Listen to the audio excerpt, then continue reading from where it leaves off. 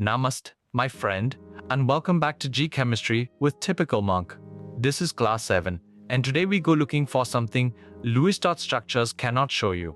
Take the oxygen molecule you are breathing right now, draw its Lewis structure, count the electrons, and every single one comes out paired, no unpaired electrons anywhere.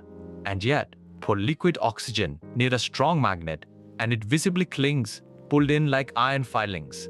Something inside that molecule is magnetic, and Lewis dots have no explanation for it. When Sarah first saw the demonstration in a video, she assumed it was a trick.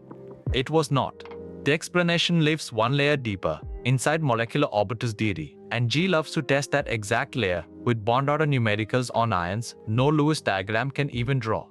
Today, one idea at a time, we build that deeper layer and the quiet strength of hydrogen bonding besides. Take a slow breath, let us begin. So what will you carry home from today's class? First, molecular orbital theory itself, how atomic orbitals combine into bonding and anti-bonding molecular orbitals. Second, the Moore diagrams of nitrogen and oxygen, bond order, and magnetism. The real reason oxygen is paramagnetic. Third, bond order numericals for ions, the dioxygenation, the superoxide ion, and the peroxide ion, exactly where JEE likes to hide a full question. Fourth, dipole moment, polarity, Fajans rules, and hydrogen bonding, both between molecules and within a single molecule. Fifth, the JEE drills, assertion and reason, match the column, and a bond order numerical, so today's ideas also become today's marks. Ready? One idea at a time. Let's start with what Lewis structures cannot do. Atomic orbitals are not the end of the story. When two atoms approach each other, their orbitals combine, mix, merge into brand new molecular orbitals that belong to the whole molecule, not to either atom alone. And they come in two flavors. A bonding orbital pools electron density between the nuclei and lowers energy. It holds atoms together. An anti-bonding orbital does the opposite. It carries a node between the nuclei, raises energy, and pushes atoms apart. Bond order tells you which flavor is winning. It is half of the bonding electrons minus the anti-bonding electrons. The higher the number, the stronger and shorter the bond. And here is the real prize. Unpaired electrons sitting in these molecular orbitals make a molecule paramagnetic, pulled toward a magnet. Lewis dot structures were never built to show this. Molecular orbital theory was.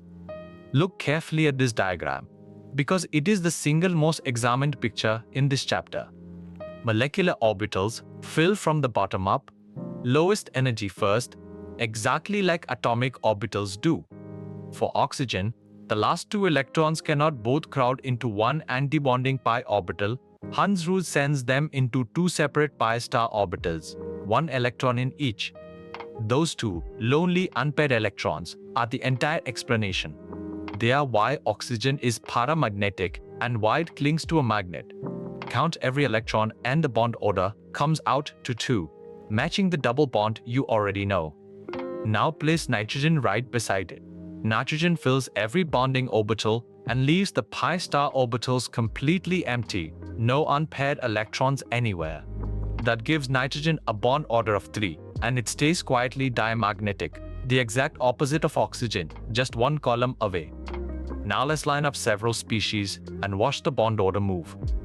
The rule never changes. Bond order is half of bonding electrons minus anti-bonding electrons. The higher the number, the stronger and shorter the bond. Nitrogen sits at the top with bond order 3, a genuine triple bond. The reason nitrogen gas is so famously unreactive.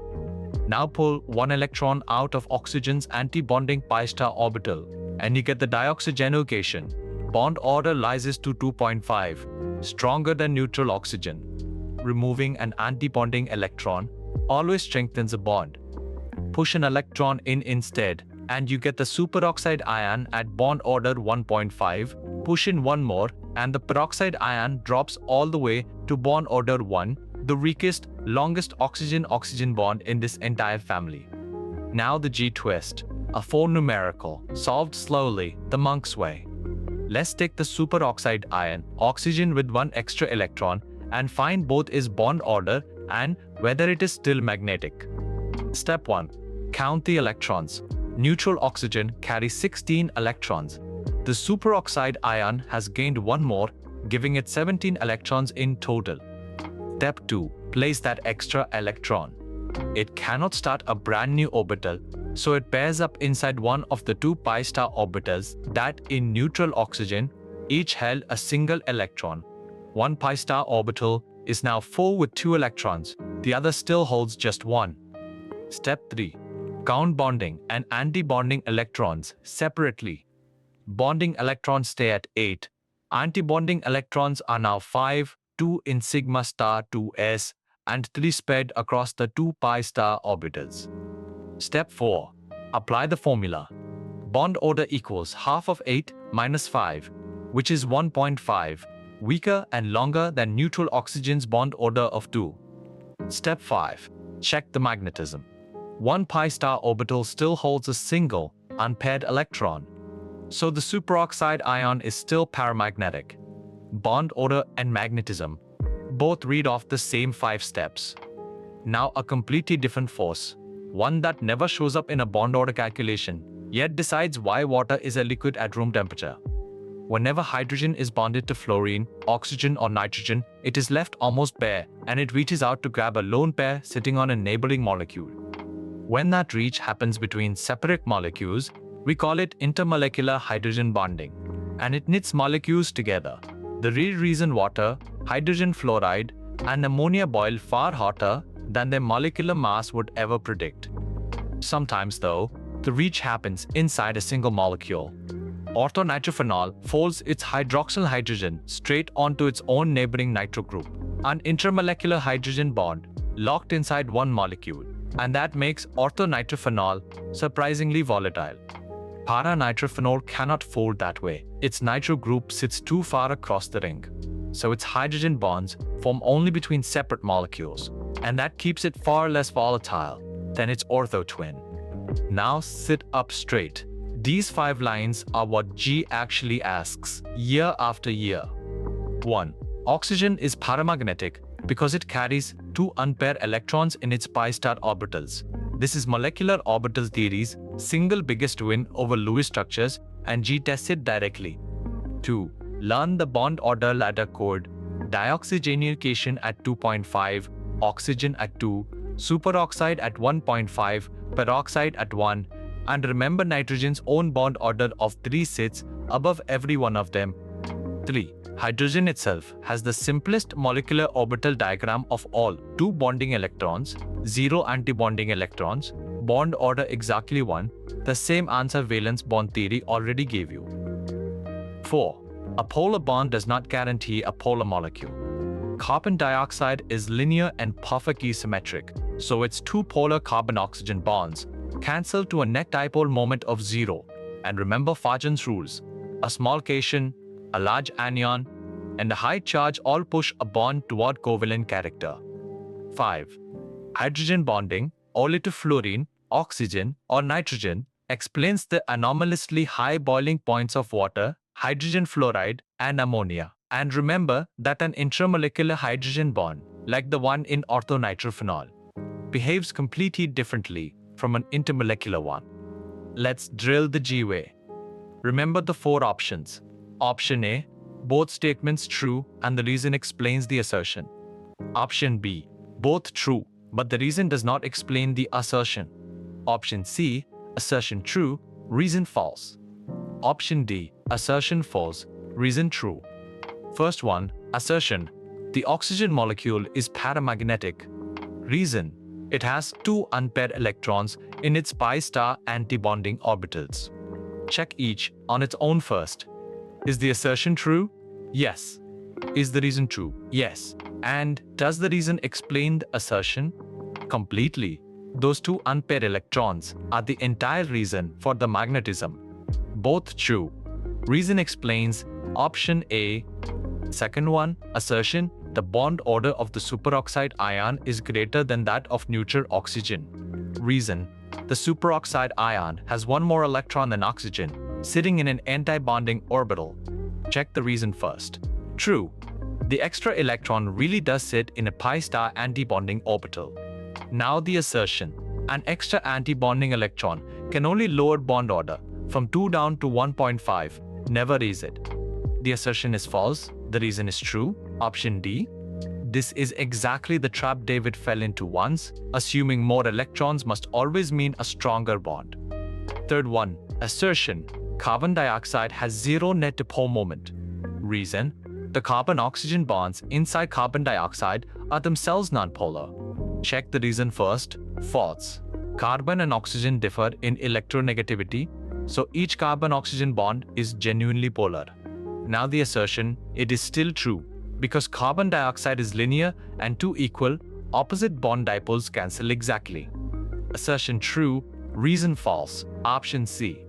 Polar bonds, non-polar molecule, purely from symmetry. A quick match now. Say each bond order allowed before I reveal it.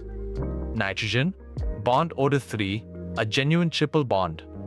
The dioxygenyl cation, bond order 2.5, stronger than neutral oxygen. Oxygen itself, bond order 2, and still paramagnetic. And the superoxide ion, bond order 1.5, weaker than oxygen, but still carrying one unpaired electron. If all 4 came to you before the reveal, the bond order ladder is becoming yours. Use a favorite G format.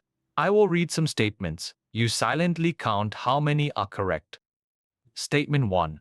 The oxygen molecule has 2 unpaired electrons in its pi star orbitals. Hold your verdict. Statement 2. The dioxygenyl cation has a smaller bond order than neutral oxygen. Think about which orbital lost the electron before you answer. Statement 3. The nitrogen molecule is diamagnetic, with every electron paired. So, how many are correct? 2 statements. The first and the third. Oxygen truly does carry 2 unpaired electrons, and nitrogen truly is diamagnetic with everything paired. But the second one falls. Removing an electron from an antibonding orbital raises bond order. So the dioxygenyl cation's bond order of 2.5 is actually larger than oxygen's 2, not smaller. Now let me save you some marks. 2 myths that trap students in this chapter every year. Myth 1. Removing an electron from a molecule always weakens its bond. It feels obvious, fewer electrons, weaker bond, no? But here is the truth.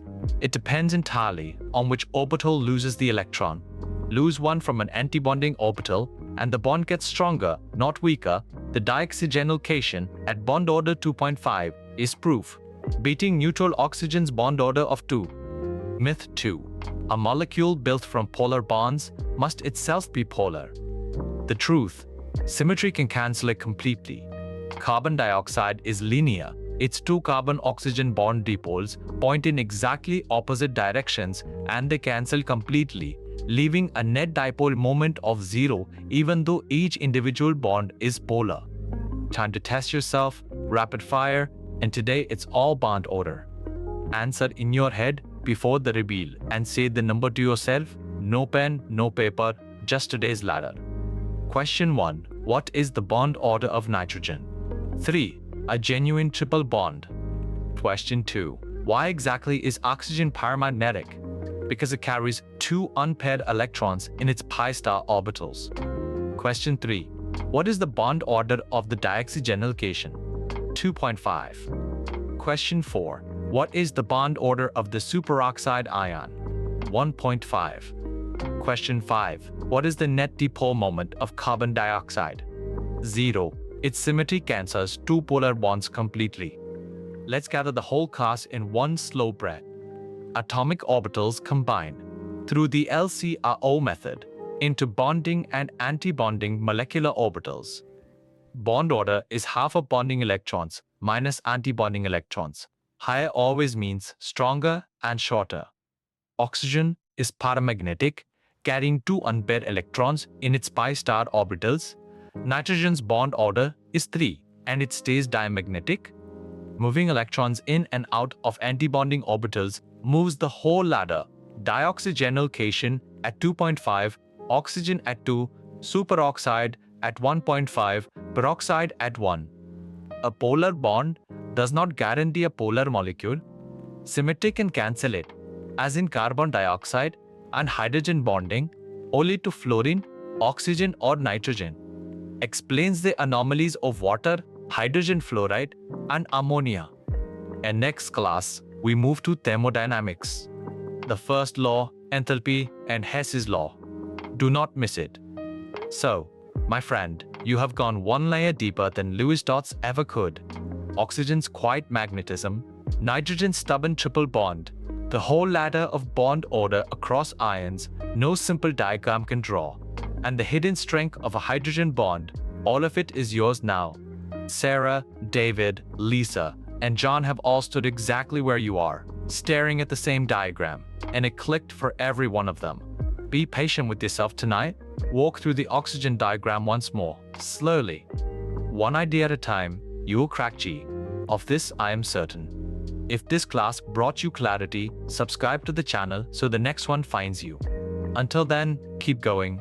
I will see you inside thermodynamics.